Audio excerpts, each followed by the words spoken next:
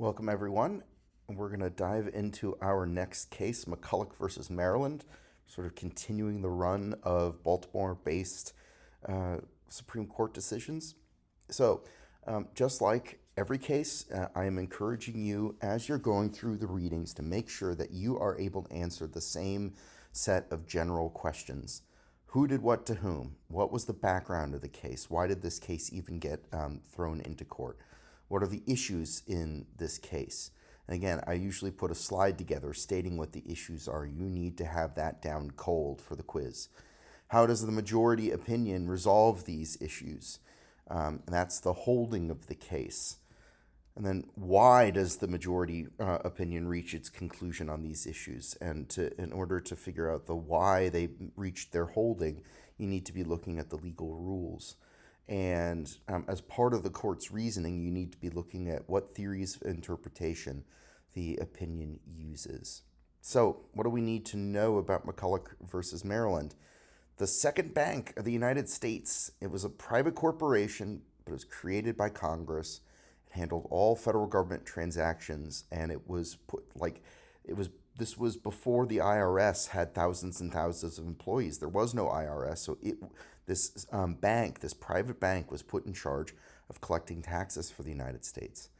And so this was key to the Federalists' vision of a industrialized economy, because if you're going to grow new businesses, it's easier to ensure that businesses have access to the loans they need if you have guaranteed cash flow. And if the federal government is bringing in taxes and spending money through this bank, that's guaranteed cash flow. Now, other banks across the country at the time were licensed by state governments. There wasn't any nationwide regulation of banking. That didn't come really until the 20th century. And believe it or not, some of the banks at the time were actually sort of like small businesses. I know we don't think of banks as being small businesses today, but they were back then. They would only have one branch location, that sort of a thing. And so having a national bank was a real threat to these other banks that didn't have access to the same kinds of guaranteed cash flows. So this second bank of the United States had branches all over the country. And there was a branch in Baltimore, and it was run by some pretty horribly corrupt bankers, including James McCulloch. Now, it's not McCulloch versus Maryland, it's McCulloch. And the reason is because it was a typo that the justices made when they took this case. So here was the problem caused by the corruption. The Bank of the United States didn't have enough assets to support the huge number of loans that it made.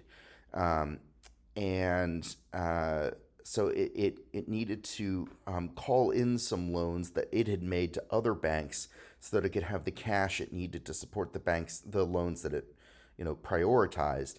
But when it called in its loans, so smaller state-regulated banks might need to borrow money too from a bigger bank.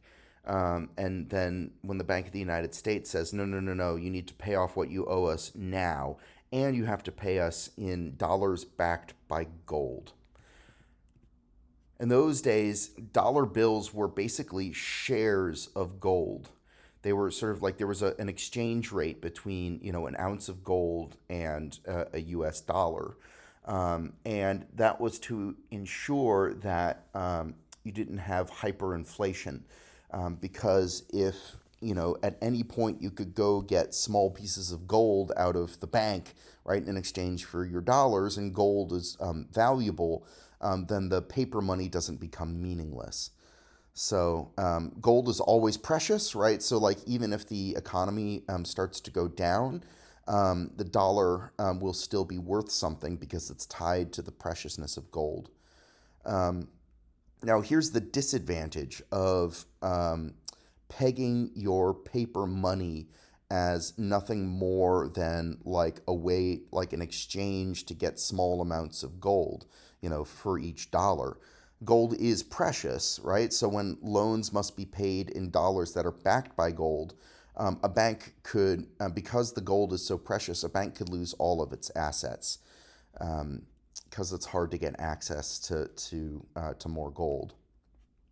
So Maryland banks were really hard hit because the Bank of the United States was calling in its loans, and was forcing these other smaller banks to pay back what they owed the Bank of the United States in gold.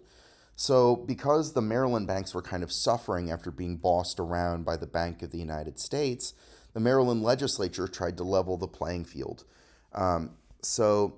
The state-based banks, they weren't entirely blameless either. It kind of sounds like they're the victims being picked on by the big bad, banking bullies. But the state-run banks, or state-regulated banks, had given out too many loans for the assets they had too.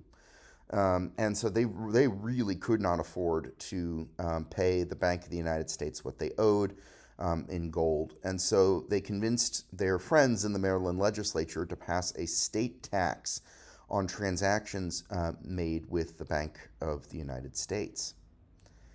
And there was a Maryland tax collector who showed up at the Baltimore branch of the Bank in the United States and talked to James McCulloch, who was one of the clerks who worked there, to pay the tax.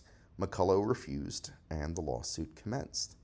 So, there's the reason why this case was such a big deal politically is if you were ever in a situation where a bank, all of its assets are sort of running out the door because people are like closing their accounts or loans are being called in, and so the bank has to shell out cash when it wasn't expecting. This is the kind of crisis it can cause. This is a scene from one of my favorite movies of all time, It's a Wonderful Life. I'm going to basically stop the video here because you guys can have a chance if you want. It's the next part of the assignment is a YouTube video of this scene from It's a Wonderful Life. It's 7 minutes long. Watch it if you want. If you want to skip it, I won't be too offended. But I'll see you on the flip side.